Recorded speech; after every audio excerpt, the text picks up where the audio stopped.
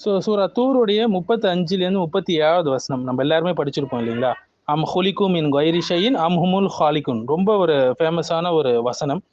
இந்த வசனம் எப்படி வந்து நமக்கு ஒரு அழகான ஒரு ஆதாரம், முக்கியமா நாத்திகவாதிகளுக்கு எதிராக, இன்னும் கடவுளை மறுக்கக்கூடியவர்களுக்கு எதிராக எவ்வளவு அழகான ஒரு வசனம் என்பதை நம்ம பார்க்க போறோங்க. அவங்க வந்து எந்த பொருளும் இல்லாமல் தாமாகவே படைக்கப்பட்டார்களா, அல்லது அவர்கள் எதையும் படைக்கிற சக்தி உடையவர்களா?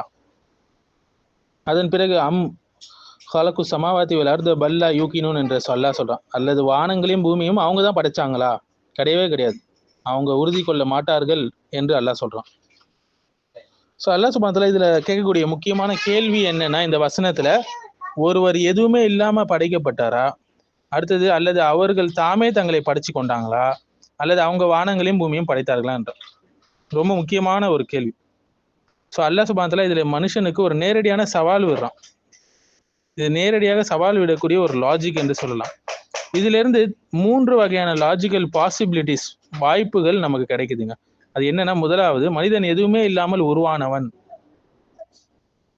என்று சொல்வார்கள் மடையர்கள். Created from nothing by nothing என்று.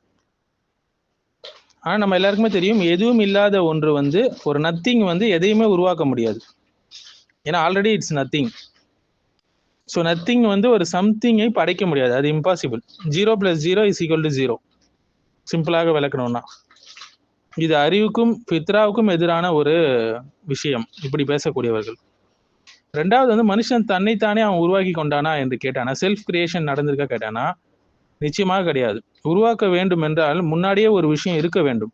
ஆனால் உருவாக்கப்படுவதற்கு முன் எதுவுமே இல்லை. ஸோ இது வந்து ஒரு லாஜிக்கல் கான்ட்ரடிக்ஷனுங்க. புத்தியே இதை வந்து ரிஜெக்ட் பண்ணிடும்.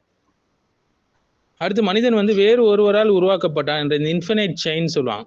இன்ஃபினைட் ரெக்ரெஷன் ஆஃப் காசஸ் என்று சொல்லுவாங்க. ஒரு தொடக்கம் இல்லாமல் ஒரு செயின் இருந்துட்டே இருந்ததுன்னா அது எப்போதும் கம்ப்ளீட் ஆகாது. ஒரு இன்ஃபைனைட் பாஸ்ட்னு ஒன்று இருந்துச்சுன்னா ப்ரெசன்ட் ரீச் ஆக முடியாது. ஃபார் எக்ஸாம்பிள், எடுத்துக்காட்டுக்கு, நீங்கள் ஒரு இன்ஃபினைட் ஸ்டெப்ஸ் கொண்ட படிக்கட்டில் இருக்கிறீங்க. ஆரம்பமே அதில் இல்லை என்றால் எப்படி உங்களால் மேலே வர முடியும்? வர முடியாது. அரிஸ்டாட்டல், பிளாட்டோ கூட இன்ஃபைனைட் காஸ்ட் செயின் இம்பாசிபிள், அது சாத்தியமில்லாத ஒரு விஷயம் என்று சொல்லியிருக்கிறாங்க. ஸோ அவங்க கூட அந்த ஃபிலாசபர்ஸ் கூட கடவுள் இருக்கிறது மறுக்கல.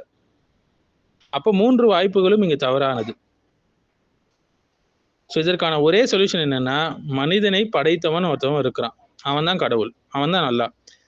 மனுஷன் தானாகவே உருவாகாதவன். அடுத்து, ஆரம்பம் இல்லாத ஒருவன், அனைத்தையும் படைத்தவன், அவன் தான் அல்லாஹ். அல்லாஹ் தான் மனிதனை படைச்சிருக்கிறான். அல்லாஹ் தான் அல் ஹாலிக், அல்லாஹ் தான் அல் அவ்வல். லைஸ கமிஸ்லிஹி ஷைஉன், அவனுக்கு நிகராக எதுவுமே கிடையாது.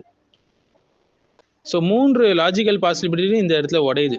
அதாவது எதுவுமே இல்லாத ஒன்று தான் எங்களை படைச்சுது அப்படின்னு சொல்றாங்களா, அதுவும் உடையுது. நாங்கள் தான் எங்களை படைச்சிக்கிட்டோம்னு சொல்ற அந்த கான்செப்டும் உடையுது. இன்ஃபினைட் செயின் தான் எங்களை படைச்சதுன்னு சொல்ல அந்த 3 விஷயங்களும் உடையுது. எல்லாமே இம்பாசிபிள். அப்போ கண்டிப்பாக ஒரு படைப்பாளன் இருக்க வேண்டும், அது அல்லாஹ் தான். ஸோ உன்னுடைய இருப்பே ஒரு சான்று உன்னை யாரோ படைத்திருக்க வேண்டும் என்று.